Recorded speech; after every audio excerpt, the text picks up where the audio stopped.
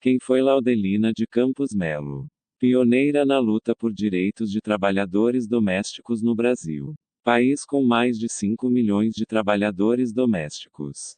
O Brasil viu nascer o movimento sindical da categoria na cidade de Santos em 1936. Por iniciativa de Laudelina de Campos Melo em busca de melhores condições de trabalho. E mais de 80 anos depois desse marco na atuação da ativista e sindicalista. Homenageada do Doodle do Google nesta segunda-feira, 12 décimos. Quase 7 em cada 10 trabalhadores domésticos não têm carteira assinada. Durante a pandemia, mais de 1 milhão de postos de trabalho nesse setor foram destruídos no Brasil. Laudelina nasceu na cidade mineira de Poços de Caldas em 12 de outubro de 1904. Menos de 20 anos depois da abolição da escravatura no país. Em 1888, ela começou a trabalhar aos 7 anos de idade. Abandonou a escola para cuidar dos irmãos enquanto a mãe trabalhava e aos 16 anos passou a atuar de organizações sociais do movimento negro. Segundo o sociólogo Joás Bernardino Costa. Naquela época o serviço doméstico era mencionado nas leis sanitárias e policiais somente com o intuito de proteger a sociedade contra as trabalhadoras domésticas. Percebidas explicitamente como ameaças em potencial às famílias empregadoras. Se ainda hoje a associação entre escravidão, trabalho doméstico e negro ainda está presente no imaginário social. Sem dúvida nenhuma nas primeiras décadas do século XX isso ainda era muito presente. Escreveu ele em sua tese de doutorado pela Universidade de Brasília, AMB. A atuação de Laudelina e de outras pioneiras foi essencial para a categoria. E por extensão para as mulheres negras. Porque as trabalhadoras domésticas não tinham direito à sindicalização e nem eram protegidas pela legislação vigente. A categoria só garantiria direitos de carteira assinada e previdência social em 1972. Mas ainda com sérias restrições aos trabalhadores domésticos. Já morando em São Paulo. A trajetória de Laudelina ganhou contornos políticos na década de 1930. Quando se filiou ao Partido Comunista Brasileiro PCB, e militou pela Frente Negra Brasileira, FNB. Entidade do movimento negro que também seria reconhecida como partido. Ao mesmo tempo, fundou no início daquela década a primeira Associação de Trabalhadores Domésticos do Brasil.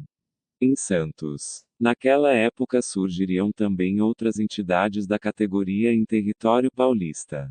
A situação da empregada doméstica era muito ruim. A maioria daquelas antigas trabalharam 23 anos e morria na rua pedindo esmola. Lá em Santos, a gente andou cuidando, tratou delas até a morte. Era um resíduo da escravidão. Porque era tudo descendente de escravo. Disse ela em entrevista à educadora Elizabeth Pinto. Publicada em sua dissertação de mestrado pela Universidade Estadual de Campinas, Unicamp. Mas essas entidades, o PCB, a FNB e tantos grupos políticos, culturais e classistas acabariam perseguidos e fechados durante a ditadura de Getúlio Vargas no Estado Novo, 1937 a 1946. E mesmo a consolidação das leis do trabalho, CLT, que unificou em 1943 as leis trabalhistas existentes até então, não trariam benefícios para os trabalhadores domésticos. Durante a Segunda Guerra Mundial, 1939 a 1946, Laudelina se alistou para trabalhar como auxiliar de guerra no país. Hitler foi o maior carrasco que existia naquela época. Dizia no Livro Azul que ele eliminaria todas as raças que não fossem arianas. Principalmente a raça negra seria eliminada. Então aquilo me levou. Me trouxe uma revolta dentro de mim. Então resolvi me alistar para servir a pátria. Explicou Laudelina a Elizabeth Pinto.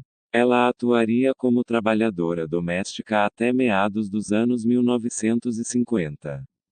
Quando morava em Campinas parêntese que abre SP parêntese que fecha e passou a ganhar dinheiro por meio uma pensão que montou e de salgados que vendia em campos de futebol. A associação fundada por ela havia voltado a funcionar com o fim da ditadura varguista. Em 1946. Mas a trajetória de perseguições não havia acabado.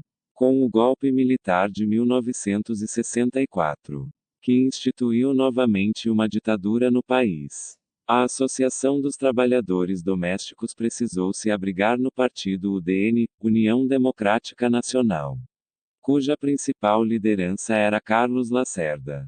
Para não fechar as portas. Doente, Laudelina acabou se afastando de sua entidade no fim dos anos 1960. E só voltaria a ela já no fim da ditadura. A pedido de amigas e companheiras. Em 1988. Com a promulgação da nova Constituição, a associação finalmente se tornaria um sindicato.